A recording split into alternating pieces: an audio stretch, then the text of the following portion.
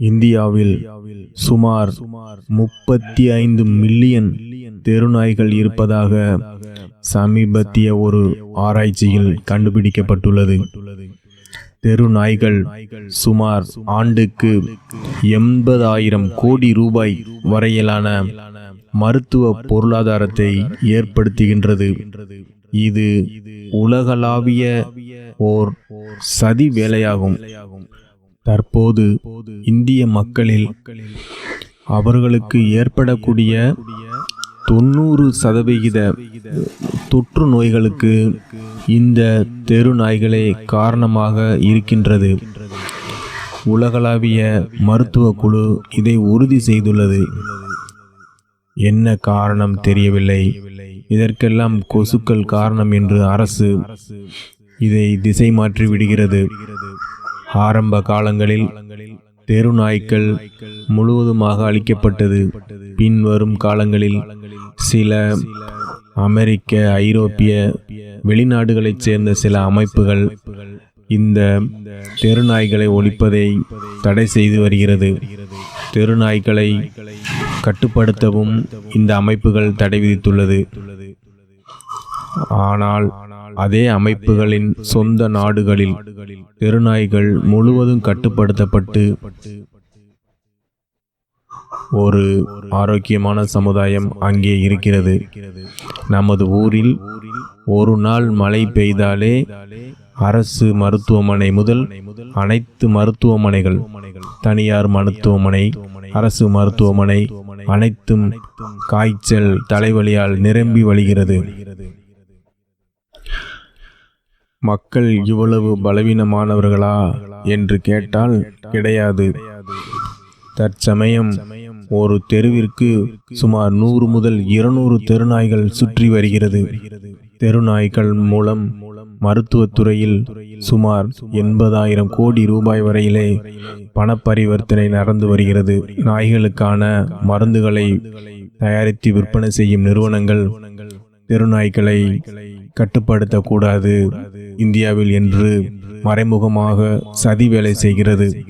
தெருநாய்க்கள் கடிக்கும் பட்சத்தில் ஒருவர் அரசு மருத்துவமனைக்கு சென்று 4 தடுப்பூசி மற்றும் தொடர்ந்து 3 ஊசிகள் போடும் பட்சத்தில் அதற்கான மருந்து செலவுகள் மட்டும் சுமார் 2,500 முதல் 3,500 ரூபாய் ஆகிறது.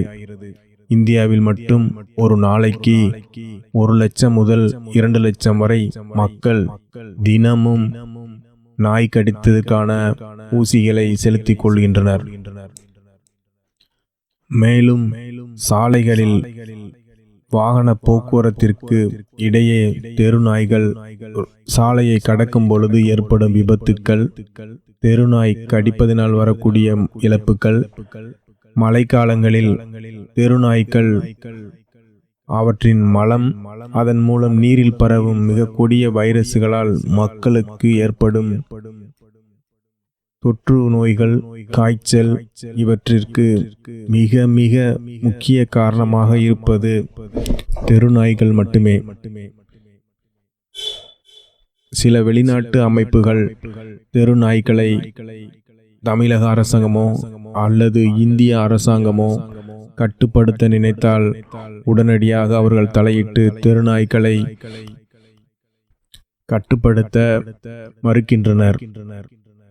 மேலும் தெருநாய்களுக்கு கர்ப்பத்தடை ஊசியும் செலுத்த தடை விதிக்கின்றனர். நாட்டில் உள்ள இந்தியாவில் ஜல்லிக்கட்டு மாடுகளையும் நாட்டு இன கோழிகளையும் அழிக்க நினைக்கும் சில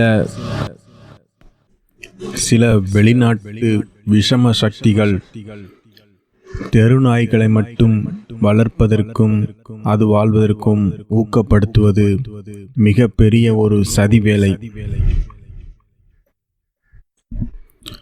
ஒரு நாள் 2 நாள் மழை பெய்தால் மக்கள் கூட்டம் மருத்துவமனையில் நிரம்பி வழிகிறது. மக்கள் பலவீனமாய்விட்டார்களா? இல்லை.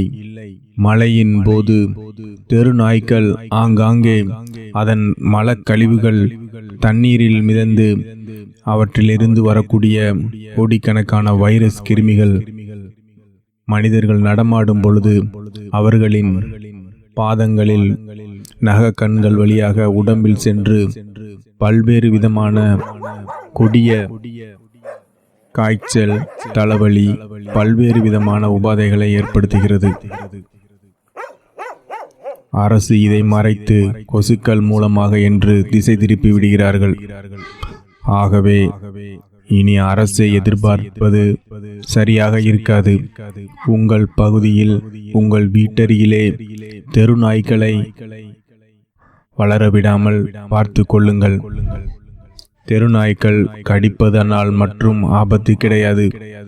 அவை தெருக்களிலே அவற்றின் மலத்தை இருந்து வைக்கும் பொழுது அதில் மழைக்காலங்களில் நீர் பட்டு அதில் உள்ள கொடிய வைரஸ் கிருமிகள் பரவி அதன் மூலமாகவே பல்வேறு விதமான தொற்று நோய்கள் ஏற்படுகிறது.